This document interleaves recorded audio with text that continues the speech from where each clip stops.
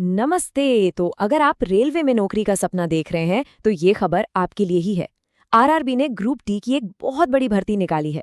चलिए आसान भाषा में इसकी ऑफिशियल नोटिफिकेशन के हर जरूरी पॉइंट को समझते हैं ताकि आपसे कोई भी छोटी सी भी डिटेल मिस ना हो जाए। तो सबसे पहले सबसे बड़ी खबर वैकेंसीज कितनी है। देखिए, कुल 22,195 वैकेंसीज। जी हाँ, ये एक बहुत बहुत बड़ा मौका है और यही नंबर इस भर्ती को इतना खास बना रहा है। मौका तो बहुत बड़ा है लेकिन वक्त कम है। तो अब आते हैं सबसे जरूरी चीज पर, इंपॉर्टेंट डेट्स यानी डेडलाइंस। इन तारीखों को अभी इसी वक्त अपने कैलेंडर में मार्क कर लीजिए। तो ध्यान से सुनिए, एप्लीकेशन प्रोसेस 31 जनवरी से शुरू हो चुकी है और 2 मार्च को बंद हो जाएगी। पेमेंट करने की आखिरी तारीख है 4 मार्च। और हाँ, एक और जरूरी बात, अगर मान लीजिए फॉर्म में कोई गलती हो भी जाती है तो घबराने की जरूरत नहीं है। आपको 5 से 7 मार्च के बीच उसे ठीक करने का मौका मिलेगा, लेकिन इसके लिए एक्स्ट्रा फीस लगेगी। इसलिए कोशिश यही करनी है कि पहली ही बार में फॉर्म एकदम आराम से सही भरा जाए। अच्छा, अब आते हैं उस सवाल पर जो सबके मन में होता है, क्या मैं इस पोस्ट के लिए एलिजिबल हूँ? चलिए आइए देखते हैं कि इसके लिए क्या क्या रिक्वायरमेंट्स हैं। योग्यता को लेकर एक अच्छी खबर है कि इसमें ज्यादा कंफ्यूजन नहीं है, बिल्कुल सीधा और साफ है। या तो आप 10वीं पास होने चाहिए या आपके पास आईटीआई का सर्टिफिकेट होना चाहिए। बस इन दोनों में से कोई एक और आप एलिजिबल हैं। अब उम्र की बात करते हैं, लेकिन एज लिमिट देखने से पहले एक बहुत जरूरी चीज नोट कर लीजिए। आपकी एज 1 जनवरी 2026 के हिसाब से कैलकुलेट की जाएगी। ये डेट बहुत इंपॉर्टेंट है। तो ये देखिए इस टेबल में, अगर आप जनरल या ईडब्ल्यूएस कैटेगरी से हैं तो एज लिमिट है 18 से 33 साल। वहीं ओबीसी कैंडिडेट्स को 3 साल की छूट मिलती है, यानी उनके लिए मैक्सिमम एज 36 साल है। और SC/ST कैंडिडेट्स को 5 साल की छूट दी गई है, जिसका मतलब है कि वो 38 साल तक अप्लाई कर सकते हैं। तो ठीक है, फॉर्म भर दिया, उसके बाद क्या? अब समझते हैं कि इस नौकरी तक पहुंचने का सफर कैसा होगा। ये एक मल्टी स्टेज प्रोसेस है और इसका हर एक स्टेज बहुत जरूरी है। देखिए, पूरी selection process in 4 main stages में बटी हुई है। स्टेज 1 है कंप्यूटर बेस्ड टेस्ट यानी CBT। इसके बाद स्टेज 2 है फिजिकल एफिशिएंसी टेस्ट यानी PET। अगर आप ये भी क्लियर कर लेते हैं तो फिर होगा डॉक्यूमेंट वेरिफिकेशन और आखिर में मेडिकल एग्जामिनेशन। चलिए सबसे पहले स्टेज की बात करते हैं, कंप्यूटर बेस्ड टेस्ट यानी CBT। ये इस सिलेक्शन प्रोसेस का सबसे इम्पॉर्टेंट पड़ाव है। समझ लीजिए, आपकी असली परीक्षा यहीं से शुरू होती है। तो इस एग्जाम में क्या होगा?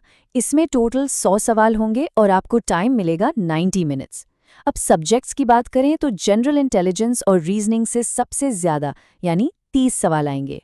मैथमेटिक्स और जनरल साइंस, इन दोनों से 25-25 सवाल होंगे और जनरल अवेयरनेस और करंट अफेयर्स से 20 सवाल। और हाँ, एक चीज का खास ध्यान रखना है, नेगेटिव मार्किंग का। हर गलत जवाब पर आपका 1/3 मार्क कट जाएगा, तो तुक्के लगाने से बचना है। तो अगर आपने CBT क्लियर कर लिया तो बहुत बहुत बधाई, लेकिन सफर अभी खत्म नहीं हुआ है। अगला पड़ाव है PET यानी फिजिकल एफिशिएंसी टेस्ट। यहाँ आपकी फिजिकल फिटनेस चेक की जाएगी। तो मेल कैंडिडेट्स के लिए क्या रिक्वायरमेंट्स हैं? उन्हें 35 किलो वजन उठाकर 2 मिनट में 100 मीटर तक चलना है और इसके अलावा 4 मिनट 15 सेकंड में 1000 मीटर यानी 1 किलोमीटर की दौड़ पूरी करनी है। अब फीमेल कैंडिडेट्स की बात करें तो उन्हें 20 किलो वजन लेकर 2 मिनट में 100 मीटर चलना है और 1000 मीटर की दौड़ के लिए उन्हें 5 मिनट 40 सेकंड का टाइम मिलेगा।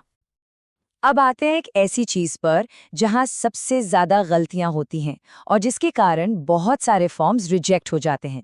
जी हाँ, बात कर रहे हैं फोटो और सिग्नेचर की। इस सेक्शन को बहुत ध्यान से समझिएगा।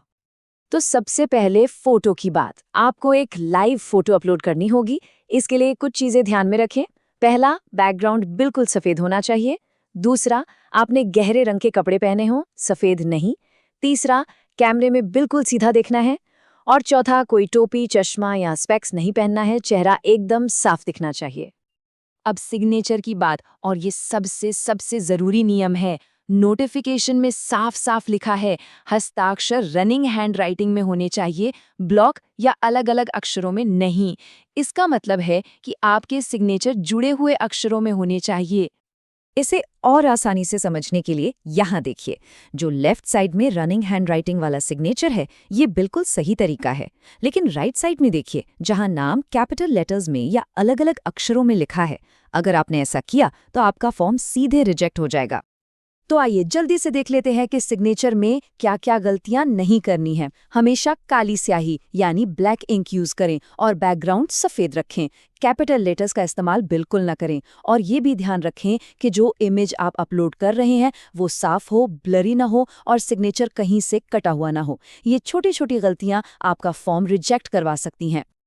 तो अब तक हमने बहुत सारी जानकारी डिस्कस की।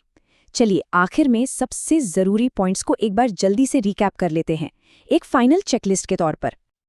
तो ये है मस्ट रिमेंबर पॉइंट्स। पहला, वैकेंसीज है 22,195। दूसरा, एप्लीकेशन की आखिरी तारीख है 2 मार्च 2026।